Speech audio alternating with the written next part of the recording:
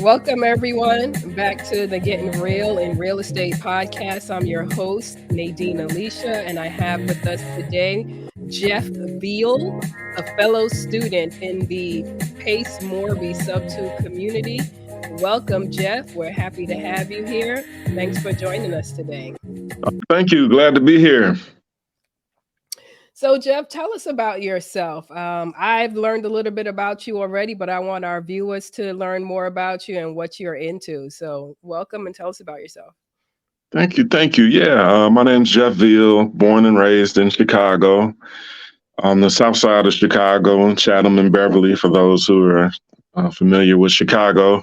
Lived in Houston from 95 to 2000, went to Texas Southern University down there. I'm a serial entrepreneur. I'm a landlord. I own pest control business. I rent pest control equipment specifically to kill bed bugs with heat. I rent this equipment in Charlotte, Atlanta, Detroit, and Chicago. Okay. Notary Public here in Chicago. We service the entire Chicagoland area. A landlord and a real estate investor. Wow. So you do it all. How do you find the time to get involved with all those different kind of businesses? Well, my phone rings a lot. I bet. My phone rings a lot. But the businesses that I've built really are kind of on autopilot. So Okay. I've like we were kind of previously talking about off air. I was a student of Robert Kiyosaki and trying to build businesses that didn't require a lot of my time, passive income type of businesses. So it allows me a lot of flexibility. If I say I don't want to work today, then nobody can fire me, but then I don't make the money that, Right. But I still have time to have a little bit of fun in life and invest in my real estate career. Okay. Very, very good. So Hmm. let's talk. We'll get into some of your other businesses later, as well as make sure you send me all the links and so we can follow you and your other businesses and make connections. So definitely want to keep that connection going.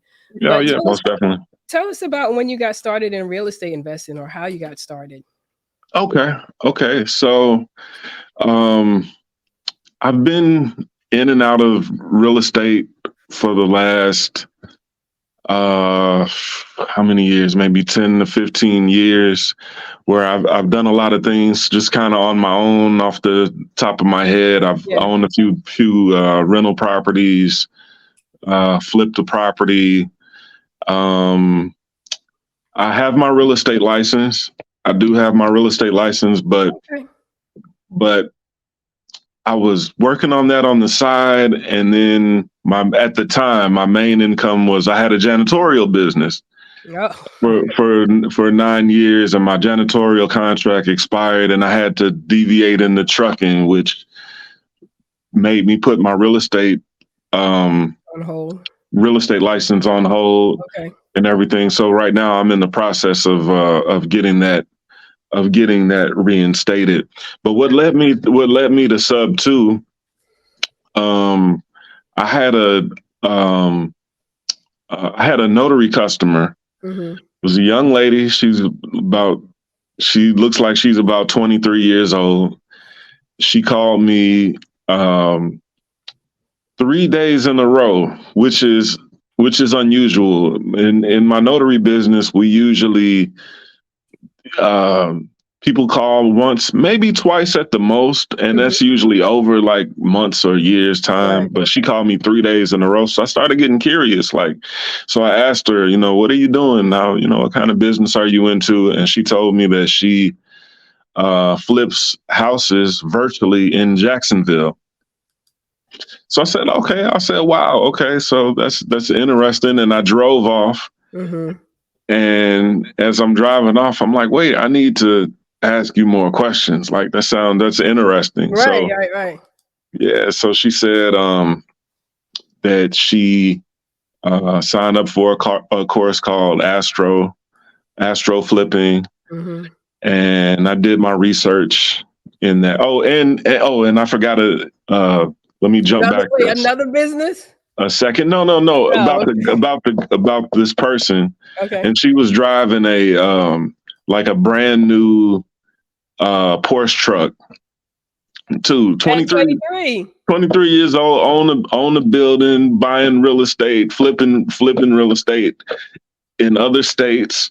So that really got me, and that got me really interested. So I was looking into astro flipping and looking at some Jamil Damji videos and some Pace Morby videos, and so I ended up deciding to go with Subto. Okay, good. And when was that? hmm that was back in February. February. So I've This been in year. sub. Yeah, February this year. So I've been in Subto for about 6 months now. Okay, very, very good. Yeah. Interesting. So you are hmm just kind of getting your feet wet to the sub two community, but not necessarily to business and stuff like that, investing. You have this history, it sounds like, of being involved with your own businesses, being an entrepreneur. Yeah. Oh yeah. Yeah. Absolutely. Absolutely. I love working for myself. Is that what you went Mhm. to school for, business? Yeah, I did. I did. I majored in business in Okay. Texas Southern. Yeah. So now that you're in the real estate space, what would you say your niche is, your specialty, or just your interest? hmm so when I first got into Sub Two, one of the biggest things that interested me was the whole real estate investing world. I didn't know that there was such a big world, Mhm. so many rooms and doors within real estate investing. And Pace talks about the it's about 17 different avatars Yeah. within real estate investing. And so I took a long road. I took my first 2 months really just educating myself, sitting down, digesting videos, taking notes. Um, and I've kind of come to right now where I'm just focused on wholesaling, Okay. building up my wholesale business, Okay. um, sourcing leads through a few different ways. So it's not you, and that probably works well for you because it sounds like you have a lot of connections. You're always talking to people, so that probably fits you hmm very well. hmm And within the community, you kind of touched on it already that, as I know, it's a large community. How have you been able to navigate your way through the community, meeting people in online or even in real life?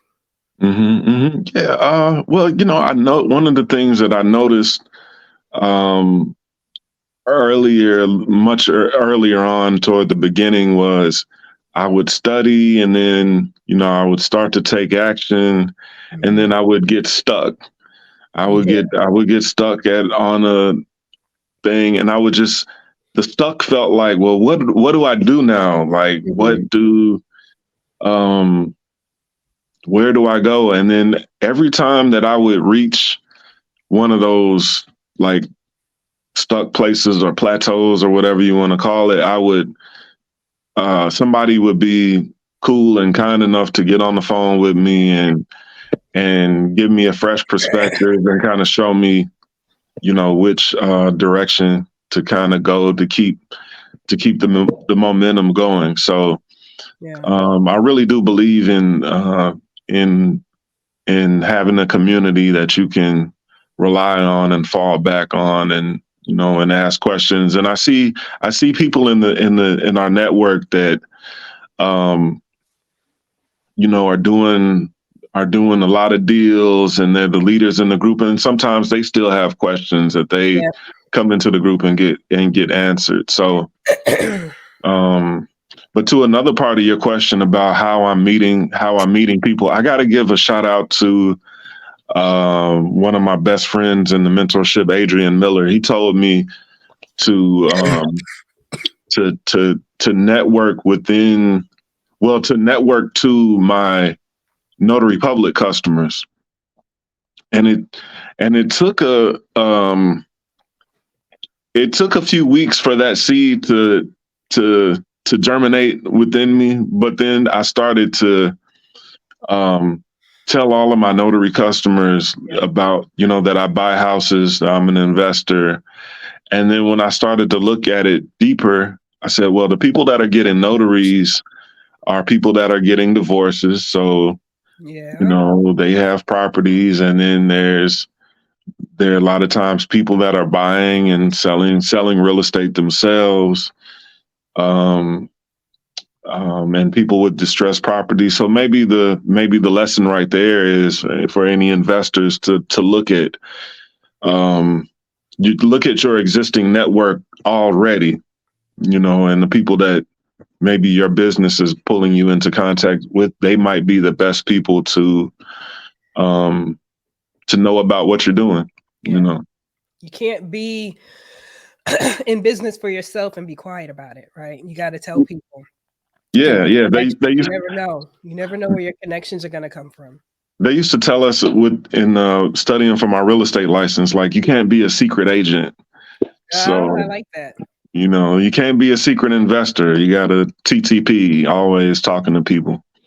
That's good. Yeah, real estate, like many other businesses, excuse me, y'all, I'm still suffering from COVID, but I'm working. But real estate, like many other businesses, is a people business, right? It's not just about the transactions of selling a house or giving someone the keys or showing a property. It really is about the relationships that you build with the people that you meet. So that is definitely true. Absolutely. Right. I'm going to ask you my favorite question that I like to ask people. Okay. Describe a day in the life for Jeff Veal. What's your day look like? What time do you get up? What do you do? Just so our newbies can kind of get a feel for what it would look like to get to your position. A day in the life. So I've never been a morning person, but every day I try to go to bed a little bit earlier and wake up a little bit earlier. It's a struggle for me. So working on that. But when I wake up, start my day with breakfast. I go to the gym 5 days a week. It just kind of depends what kind of appointments that I have that I'm running for the day. So I do all of my pest control stuff, and I do my notary appointments, and then the rest of my day is just dedicated to studying and actually taking action, building my real estate business. I do bandit signs. I do a little bit of agent outreach, and some driving for dollars. So I just try to squeeze in as much time as I can to build up my business, my real estate business. So is all your markets centered in Chicago, or do you go in other markets? Yeah, I'm primarily focused in Chicago right now. Yeah. Yeah, we have a lot of hot markets out here and stuff. So, someone else was telling me that someone came to Chicago for a conference this summer at 5656 South Stony Island Avenue. I forget about headquarters. And she was saying that one of the locals was telling her and pointing out all this new area of development, that she was saying that Chicago is a booming city for real estate right now. So that's interesting. I gotta look into that. Do you some people are afraid of the we have a law up here, and it's in a few other states where you can only wholesale one deal per year. Really? I didn't hear about that. Here in Chicago without a real estate license. Yeah. So that scares a lot of people away. But there's ways around that. Okay. There's ways around that. Well, first of all, getting your real estate license, which I think everybody should do, because there's a lot of people saying that there's more legislations coming Okay. across the country that are going to be restricting some wholesaling. So it's a good thing to have, but you can also double close. Okay. Is one way around it, which is a little more costly, but it's an option. And it's funny because sometimes I know I've heard it and I don't really know the why, but I've heard people say that not to get your license, that it could hurt you in real estate Mhm. investing. And it may just depend on the market, because, once you're a realtor or sorry, or a real estate agent, now you are under some governing body, and there might be some restrictions in play to determine how you behave and how you acquire deals, as opposed to if you're just a free agent like me. I can just do certain things. Obviously, I can't do what a real estate agent can do, but then I Yeah. also don't have that governing body that makes us, conform. So anyway, I've heard different things. So that's interesting that Chicago has that in place. Interesting. Hmm. Hmm. Well, they say real estate is local, so whatever you're doing, you got to know the local laws Yeah. of where you are. So, do you have any funny or interesting stories? I was going to say within real estate, but it seems like you have so many businesses. I'm sure you've come across some interesting or funny things that have happened as an entrepreneur. Yeah. Funny and interesting. Hmm. Well, I think my story uh about how I found Subto, that was maybe just more of a Yeah. just an inspirational story that I'm in my 40s. I don't want to say quite You don't how want to. old You don't want to tell them how far into the 40s you are. yeah, Just I'm tell in them my you just got 40s. there. You just got to the 40s. But yeah, to see somebody in their early 20s that's doing well. And there's a lot of other stories of people, of teenagers that are um wholesaling and doing deals from their cell phone at recess, or in school and in the lunchroom. So Wow. that's one of the things I love about this business, um, is that it gives us so much opportunity to make money, and anybody with the drive and the passion can get into it.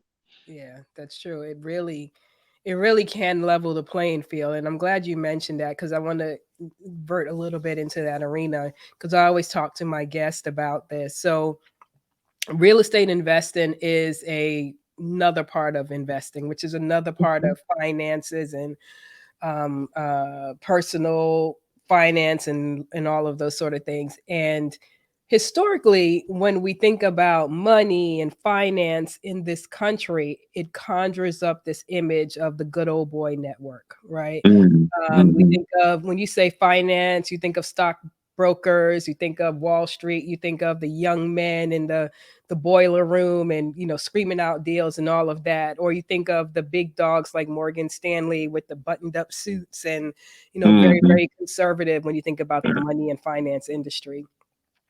It's difficult sometimes for people of color or immigrants to break into this world, um, of real estate or just finance in general, because of connections, because a lot of things are good old boy network. A lot of things are coming from generational wealth. Like, for example, you may hear someone say, oh, yeah, I got started in real estate. I just got a personal money loan from my grandfather. He lent me $200,000 to let me get started. Things like that, things that people like me or others may not have access to. Have you had any unique challenges or experiences in this space or even in developing your other businesses where being a black man has been difficult or just different? You may not have an access to things, or maybe areas where you didn't feel comfortable because the room necessarily didn't look like you. Have you had anything like that?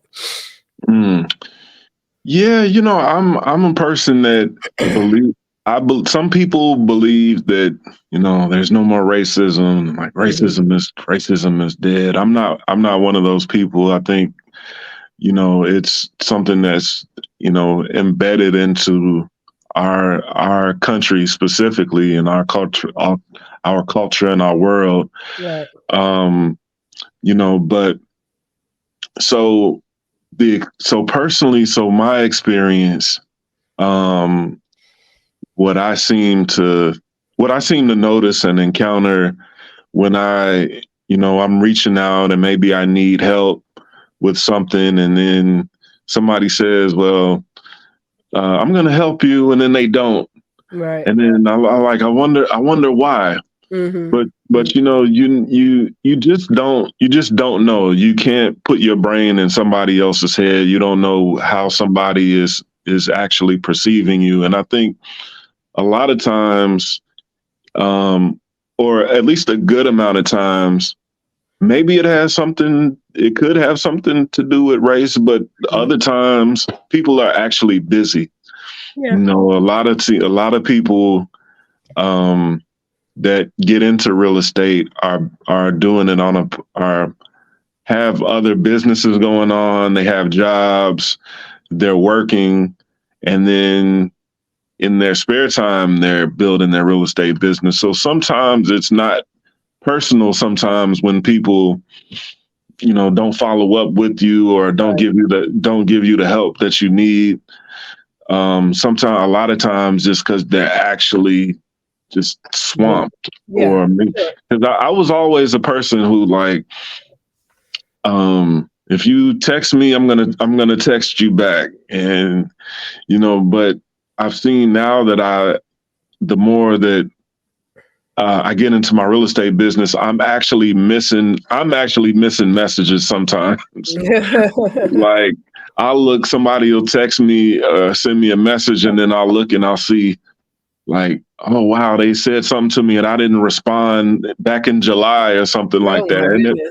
and it wasn't because of, it was just a honest mistake. Mm-hmm. So I guess in a roundabout way, I guess I'm just trying to say, all we can do is what we can do with what we have where we're at, Yeah. and then we can't worry about. We're just. I feel like I'm responsible for my thoughts and my feelings and how I see people, and I can't control how somebody else's feels. I can assume or guess, or I can choose to think the worst, or I can give them the benefit of the doubt. But at the end of the day, I still have to do. I have to get the job done. I have to do what I can do. Absolutely. You know. What advice do you have for newbies who want to get into this space? So my motto was just that there's basically three things that you can do every single day. You can network with people. Um, the second thing is you can educate yourself through videos and through books. Um, and the third thing is, take action. So I'm always evaluating myself with those three things. Like, am I and I say, to be perfectly honest, I need to work a little bit more on my networking and reaching out to people, and building those relationships, because you always go further with a team than you can go by yourself, or with help. No doubt about that. So, Jeff, how can people find you? You can email me. My email address is coastal capital partners at yahoo.com. Okay. I'm on Facebook, Jeff Veal on Facebook. I'll give you my link to add to the show notes and stuff. And you can call me. My number is 312-866-7781. 312-866-7781. Awesome. And what are you needing right now? How can me or our community help you? What are you looking for? Mm-hmm. Uh, I think math has always been my biggest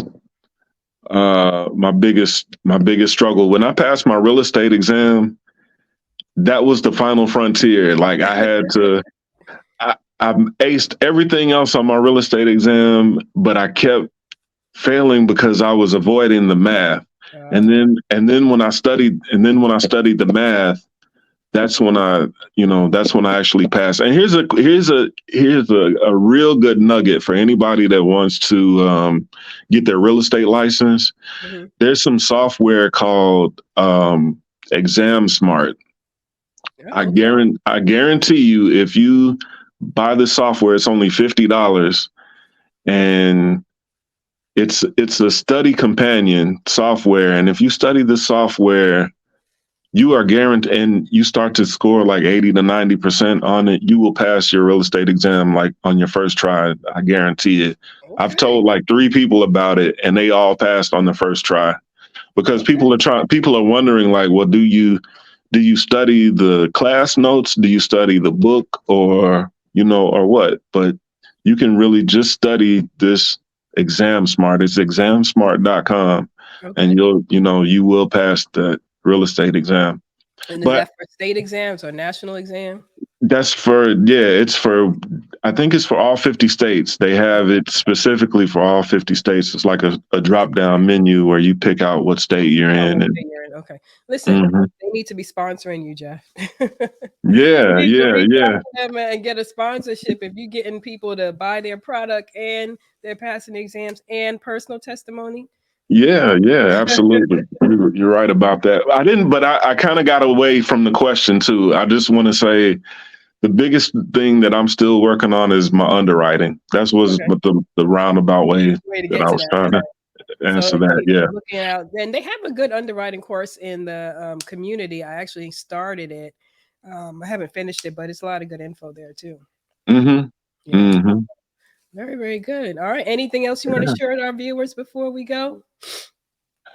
Um, no, just stay in tune with Nadine. You got a great show going on, and Thank you. I'm trying. hmm hmm I know you got a lot of interesting guests coming up, and I'm definitely gonna stay subscribed and in tune with what's going on. Yeah, absolutely. We love having you on. We love highlighting each other in the community and anyone that can help us. I really, really believe in the go-giver culture of our community. So that's great. And you don't find that a lot of places. So I'm happy to hopefully be a part of that. So Absolutely, absolutely. all right. Well, thanks, Jeff. We're gonna put your links in the notes below and we're gonna send it out. And everyone go ahead and follow my man Jeff and connect with him. All right, Take thanks, care. guys. Thanks, Nadine. Bye. Bye.